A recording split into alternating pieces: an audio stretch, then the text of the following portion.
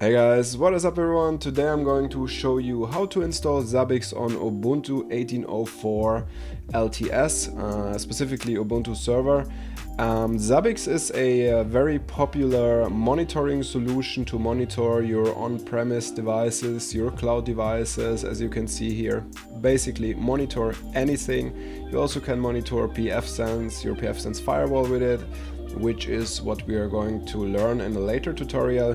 But in general, Zabbix is one of the most popular monitoring tools out there, and it's definitely a tool that you should have at your disposal as a system administrator, because monitoring services and monitoring servers is becoming more and more important. So we are going to learn how to install it today, and this is by far the easiest way that I have found. It just takes basically a few steps and your Zabbix server is up and running. Alright, so I just created a freshly installed vanilla Ubuntu server 18.02 in AWS EC2. So we have a fresh start. I didn't install anything there, I literally just spin it up. The first thing we need to do is we need to add the repository of Zabbix. Therefore, I'm gonna copy my link from my written tutorial, which I will link in the description below as well. I paste it here, and as you can see, this link leads to the website from Zabbix. And I write this tutorial, or I record this in the end of September. So it's highly likely that there is a newer version available when you will install it. So what you do is you just take this link, what I also leave in the comment in the description below, and you just copy it until Zabbix release. I'm gonna show you that, and you paste it here. And then you will check which one is the newest version as of your installation, and then you simply are going to adjust this path to the newest version. So let's say the newest version will be 3.4-2, so you just change it here to a 2 and you are good to go. Alright, let's quickly download this, and then we have to run sudo dpkg-i and Zabbix. And then we need to run sudo apt-get update again. So we pull the newest versions from there. And then we are going to install Zabbix already. Let me just quickly close that up. Okay, then we run sudo apt-get install tag-y Zabbix. You can always autocomplete with tab Zabbix server-mysql and Zabbix frontend -php and Zabbix agent. Okay, then it's automatically gonna download all of that and it's gonna install all of this. Should just take a couple of seconds.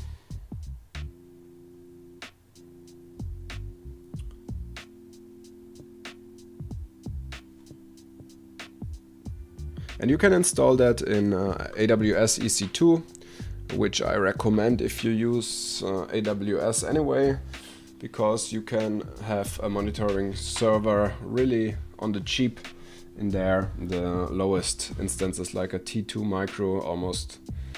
It costs ridiculous money, so it's really worthy, especially if you take a reserved instance or something like this, if you have to run it in your corporate environment. So I'm just gonna quickly pause the video until this is finished. Should just take a couple of seconds. And it literally took 1 second more. And okay, so we have that installed, and the next thing we are going to do is we are going to adjust the time zones. So type sudo nano etc zabbix apache.conf, and we are going to find, just scroll down with your down arrow key, and you will find PHP value date time zone. The first thing you're going to do is you're going to remove the hashtag in front of it to activate the line of code, and then you adjust it to your own time zone minus Berlin. And for that purpose I will also leave a link in the description below.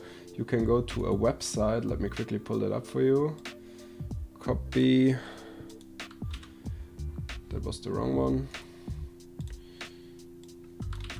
Yeah, it's this one, where you can see all PHP time zones, because it's very important that you write it exactly like it is here, so it's case sensitive. you have to write it with a capital letter in the beginning. So you just find your city or whatever your time zone is here, and you make sure that you have it exactly the same in here. And then you scroll down a bit more and you find another line, and you also change it in here. And you're also gonna remove the hashtag in front of it. That's because it's version PHP for PHP 5 and PHP 7. Then you press Ctrl and O to save the file, hit enter, and press Ctrl and X to leave the file again. Okay, so we have that set up, and the next thing we are going to do is we are going to create our database. So to create our database, you just type sudo mysql tag u root tag p. Now you just hit enter because you didn't specify a password yet. And then we create our database tables. So our tables and our username and everything, that's entirely up to you. I just take any example for that.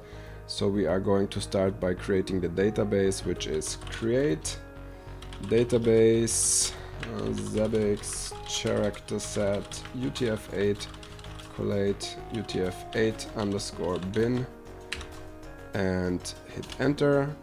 I will also leave that in the description below. As I said, the written article is there. It's a bit easier to follow than this. You can just copy and paste the lines of code. Then grant all privileges on Zabbix ** to Zabbix user at localhost identified by, and then you type whatever password you want. So for this case, for this example, I just take 1111, and you should choose something slightly more secure, of course, and then end the sentence like this, hit enter, okay, and you see that the query was okay, and then we just type quit. So we created, basically, as you can see here, we created the Zabbix user, and we identified by the password 1111. Alright, and we created the database Zabbix.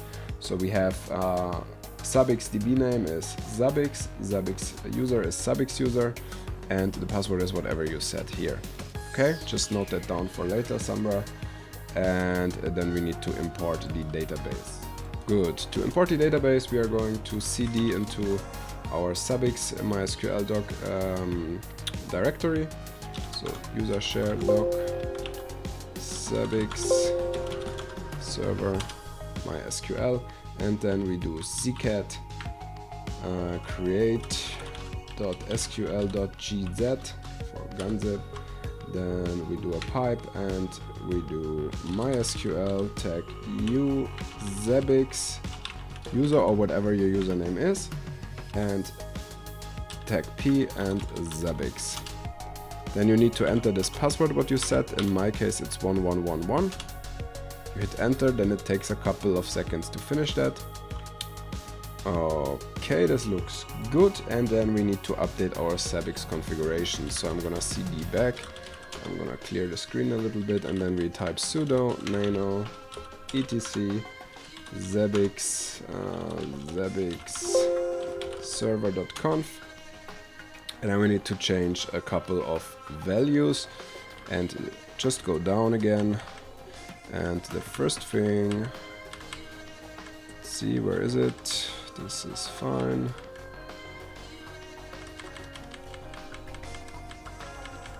Yeah, exactly. DB host, and we need to change DB name. So remove the hashtag. DB name is Zabbix, that will be set up already. Oh, it's actually, you don't need to do that, it's already here. So forget that, what I just did. It's already there. So this is fine. DB schema is, I don't think we need that, no we don't. DB user is Zabbix, that's correct as well. Go more down, go more down. DB password, that's what we need. Okay, so DB password is whatever you set as a password. In my case it's 1111. And what else do we need? I think one more. DB host. Let's find DB host. So you need to change 4 values, which is db host, db name, db user, and db password. I tried to make a search with Control and W, so let's find db host to see that that is correct. db host is localhost. Yeah, that was the line what we also need to hashtag. Okay, db host we got. Then let's double check db name. db name is Zabbix, that's fine. Then we find db user again. Yeah, db user is, actually need to change that to Zabbix user or whatever your username is, and the password, db password we just set. So we have the 4 values: db host, db name, db user, and db password.